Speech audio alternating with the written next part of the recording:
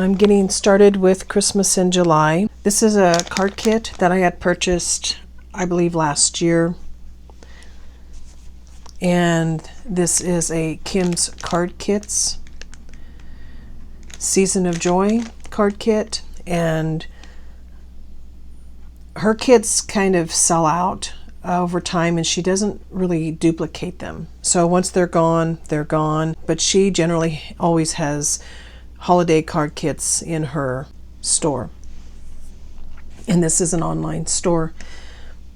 The kits include sticker sheets, twine, ribbon, gems, cards, envelopes, and all the pre-cut cardstock pieces to make 10 cards. So you'd have to use your own glue. You have to use your own foam squares if you choose to use foam squares. So I'll do, I imagine, 3 card videos at least for the month. I might find a few other Christmas crafts to work on as well. And then, of course, my project of shame, which is the diamond painting that is still sitting underneath my cutting mat. The thing that I don't like about her kits, I will say that right up front, is they are all the same. Meaning that they all have the same kind of design. She uses different papers, of course. My guess is, she obviously picks up these stickers that come with the collections, and then the papers that generally go with the collections as well. But then she designs the cards pretty much always the same. If you don't mind that, then certainly it's not going to bother you. She sends you the instructions for how to make the kit, and then the instructions for each individual card. But really, for me, I don't pay a lot of attention to this. I just look at the picture and try to follow the picture. Of course, as you saw in some of my other videos, that sometimes works for me and sometimes it doesn't. But I'm going to show you, like I said, what's inside the kit, which are the sticker sheets. So they come like this, so that they fit into an envelope. And this is Photoplay's Christmas Memories. Here are the ribbons and the sequins, and sometimes she does twine. Her cardstock comes already pre-cut, and it is fairly flimsy. But again, these are thick cards, and what I would say is if you use Dimension, they are definitely non-machinable cost when you're going to mail them. And the card designs come in individual envelopes, which is very nice.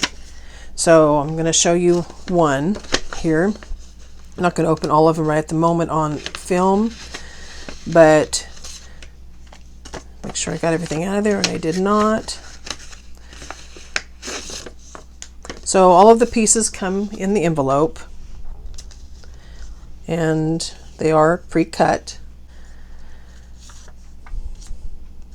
Generally, she uses the textured cardstock for most of the pieces. Of course, these pieces, I believe, probably came with the collection.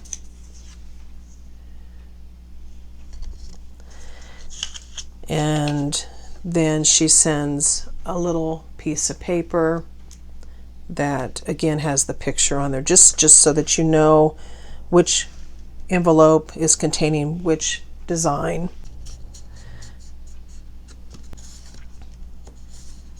I try to get the design on there kind of laid out ahead of time to make sure that all the pieces are there.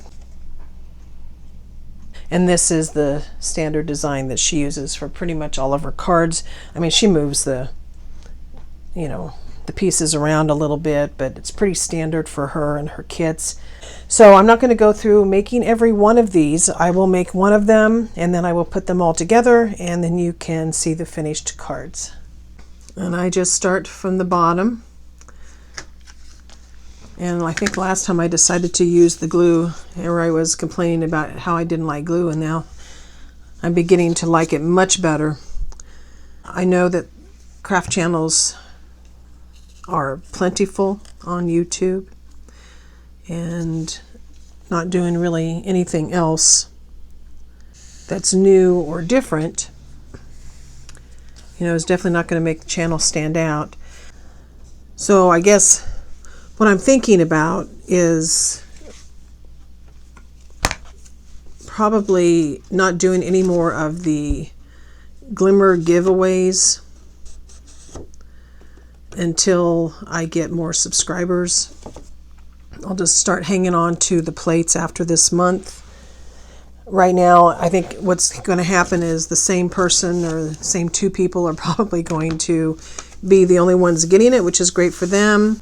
But sending it also overseas is pretty costly, and I'm probably not going to do that in the future either, unless I get a lot of subscribers and get monetized. Because it was like over $20 just to send the last one out overseas, and that's just not cost effective for me at this time. So this month's Glimmer plate to be drawn next month might be my last one, unless I get more subscribers or more people commenting, so that there are more people to throw in the mix and choose a winner from. So anyway, right now I am just going to begin layering. Pretty paper, really. I actually thought I found my tweezers the other day, but I used to have a hemostat, which are really great to use. Come on, give me a little bit of room. Way to go here. Oh, for heaven's sakes.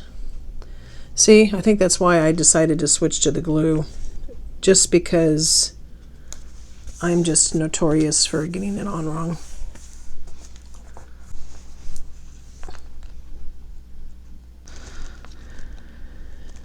It would probably help too if I had less traffic in my house, and having to stand up and sit down and stand up and sit down and turn on and off the recorder on my phone.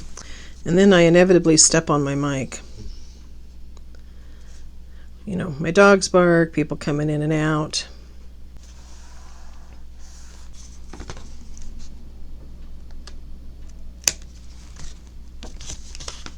I wonder if you live in a town that has access to lots of different kinds of crafts. I know Michael's and Joann's is, I would say, pretty nationally known. Hobby Lobby, which, I've said before, I don't like to go into Hobby Lobby unless I absolutely have to. I like to support Michael's as much as I can, but the choices are just so minuscule, and it's easy to see why or how some of these small businesses or smaller businesses or smaller franchises or whatever kind of end up going out of business because of Amazon. But, of course, I think Hobby Lobby too. And you think at some point they would know that if they stocked better, they might not lose so many customers. I don't know. I just would hate to see Michael's go under because of Hobby Lobby and Amazon. But when you need something, I guess, to continue my story, so I ordered or signed up for, however you want to look at it, like I need another, I don't know, block of the month or stitch along that I'm not even keeping up on the one that I'm doing. But I was looking for some very specific needles, not like you get at Walmart and Amazon, that you kind of don't know whether you're getting really a good needle that's nice and sharp for this block of the month for applique for a quilt. And so I found a store in the valley that is a quilting bee store, I guess is what it's called. Really nice ladies in there who were able to kind of give me my, their own opinion on what works for them. And because my hands are so bad, I know, I suppose at some point I need to bite the bullet and do the carpal tunnel surgery, but I've just been avoiding it. Don't want to do it if I don't absolutely have to. But I know that I would have far less pain in my hands, as much as I like to craft. Okay, so now what do I want to do? Do I want to lay this flat? Because I just glued that. Kind of thinking I don't want too much depth. So I'm thinking maybe what I'm going to do is find my cardstock. Okay, so I pulled out some of my thicker cardstock, and I'm going to use it for just a little bit of dimension. That way, if I want to add foam squares behind the stickers, then I've not added too much dimension.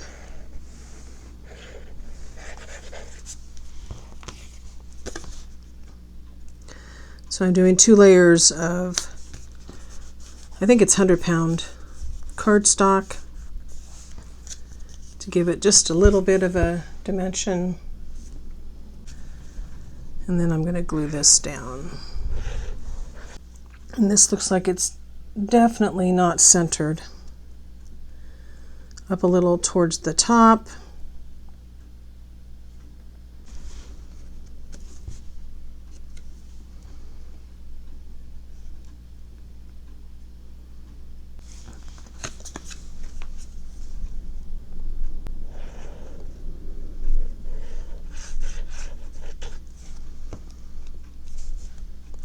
Here she utilized, you can see, this has writing on the bottom of the piece of paper. And if you hadn't been, paying attention, which for me it was a fluke because I really wasn't paying that much attention. My mind was on 15 other things.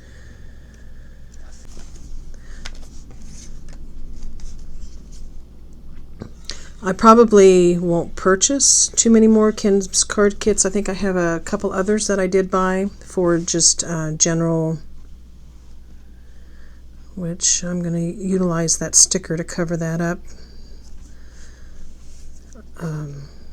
So I'll be making those in the future, but I don't know how many more, unless something is just really different or just really so cute I can't resist, because I've made so many of them, and we'll show you the box of her card kits, cards that I have made that I have not sent out yet. I just keep hanging on to them like I'm hoarding them. So now I need to find the sticker that says Merry and Bright, which is this one, and I'm going to peel that one off, and then I'm going to use my little powdery thing and try to get rid of the sticky. And then I'm going to wipe it off to get the excess powder off, because I want whatever foam squares to stick to the sticker. So there is one. Okay, so I have all of the stickers that are supposed to go on there. There's some dogs barking outside. My roses are so pretty. I may have to go get a quick picture of them. That's still too wide. May have to go do a quick picture of them for you. The piñatas are just beautiful out there, and the Joseph's coat is starting to bloom too. It's just really pretty.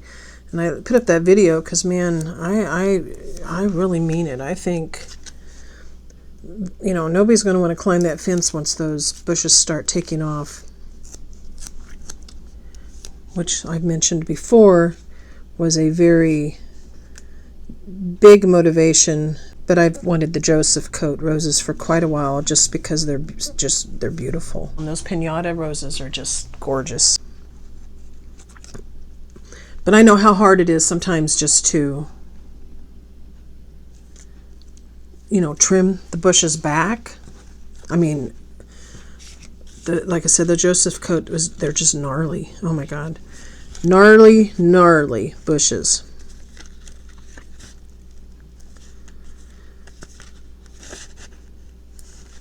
So, why not have a little bit of fence protection along with some beautiful flowers. That's kind of the way that I looked at it. I read once in a old Mother Earth News magazine an article about briar patches and using those as property borders to keep out, well, animals also tend to not want to navigate through large brushes of briar. I mean, I don't live in the country. I wish I did. Maybe someday that, I would be lucky enough to have a home in the country. I've always wanted that. But I'm just saying that they say can also keep out some animals. My goal here is people who keep wanting to climb over our fence and take things out of our yard or try to get into the garage if we forget to lock it or something, which, we're human and humans tend to make mistakes.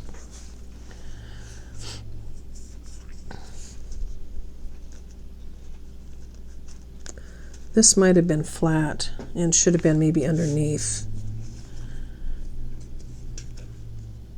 I'm going to take it off there if I can. I can always glue that and see if I can't. I should have left it sticky. Let's see if I can't peel this up a little bit and get that underneath there. Oh, I just ripped it. Ugh, I need to stop doing that. This is just awful when I do that. It just feels like, yeah, awful. Doggone it. Merry and bright. Merry Christmas. She does not use memories, so I may use memories here. I'm going to see if I can peel that sucker off there. Yeah, isn't that awful? And memories is thicker too. So, yep, that's exactly what I'm going to do. All right, so I looked at all of her cards, and she does not use this memories one.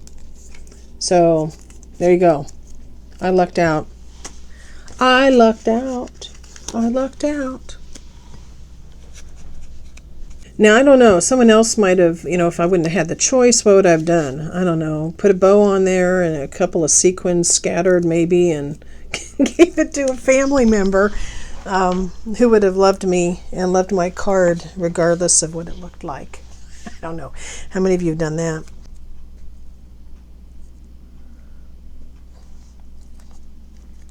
Yeah, it doesn't look as good because of the color on the red and the red, but I'm still going to go with it. I could always take a little bit of a green marker if I wanted to kind of make this stand out. So I may do that just to make that stand out a little bit more, but yeah, I don't care at this stage. Okay, so the last one that goes on there is this red snowflake. And it goes about here. So here are the sequins and the ribbon. And she is using a red ribbon. So I tried to come up with a schedule.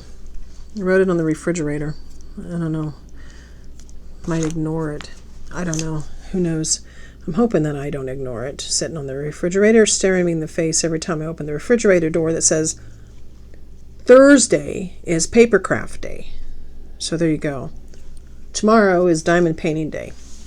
And we will see how well I stick with that. I'm going to have to go with glue, but it goes about right here. I really wish that bow was straighter. I do. How many of you guys watch the Crime Channel? Watch those true crime shows?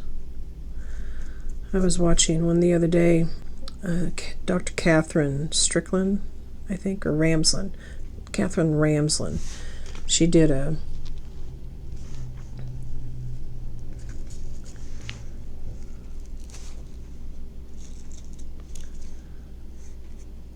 special on BTK, and I grew up in Kansas, so kind of remember those days a little bit. I had a sister who lived in Wichita, and she was there about the time he started to resurface, which was so scary, I think, for everybody there, for sure. I think he was really active, like, what, in 74, 75?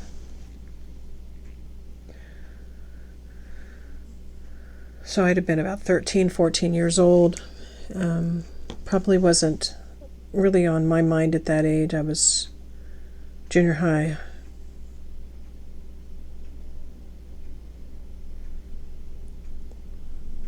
Freshman high school.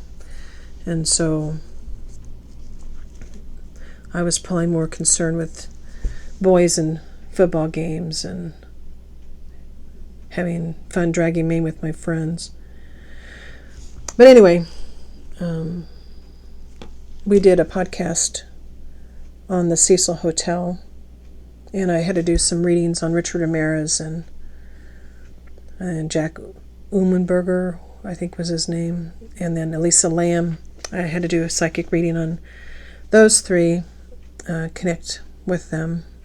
They're all dead, of course. Anyway, one of the things that I picked up regarding Richard Ramirez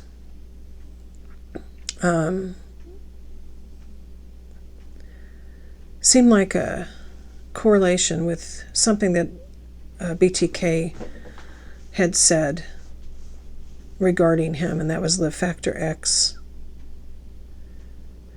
Anyway, so I had to do a lot of research, which is why I was watching that more recent Dr. Ramsland and BTK interview show.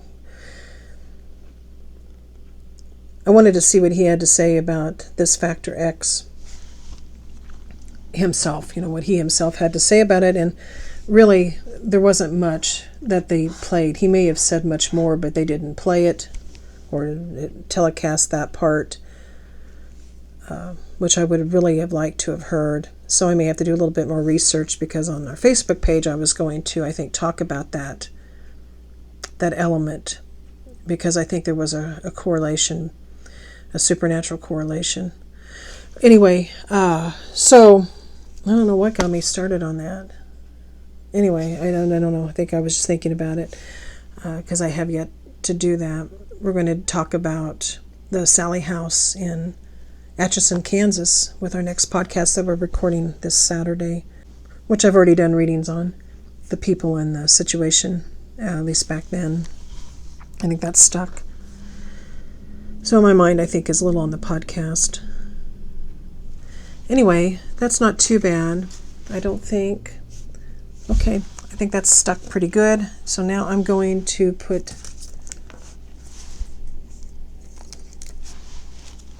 the sequins on. So one goes here. Oops, not quite in the middle. So one goes there.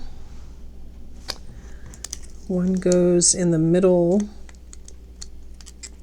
of this star, about there. Those are pretty sequins, really. And then one goes here, it looks like. Just putting it on there. She had two on that doggone Marion Bright, which was right here. And another one here on this side.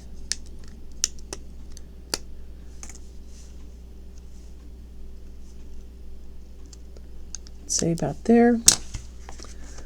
What I generally do down the road too, I always make sure everything's good and dry, and then I would put my own kind of greeting here in the middle with a stamp, because I don't like to send them so plain. And I will make the other cards, and then I will show you the end product. Well, it took me forever. Well, obviously not forever, because I did eventually get there. But it sure felt like it took me forever to get these finished. So I'm trying to remember now. This one was the one. I think this was the one that I did on the video. And then I completed the other ones. And I just kept making mistakes. Maybe it wouldn't have taken me so long if I hadn't made so many mistakes. But the other thing for me was I just kept flipping the little tiny pieces of hearts or whatever off somewhere, and then I couldn't find them. So like this one was a star, and I never did find the other star. I flipped it off, so then I just stuck that little bell there on that one. And then if I can find which one went, this one, this little heart flipped off, and then it went somewhere and I couldn't find it. And so I just left it because I kind of thought, well, you know, we'll see what happens in the end if there's anything left over. And so I was trying to be really frugal and not use something that should go on another card. And that was a stress for me. And then it got to the end and I have one card base left and 9 cards when it was a 10 card kit. So this card here, I did not get an envelope for that had any of the makings in it. So I will have to email her. I know the kit is long past by now, but I think she still should know that I did not get 10 cards out of the kit. So anyway, get a little bit closer for you so that you can see them. They turned out cute, so I will definitely use them this Christmas.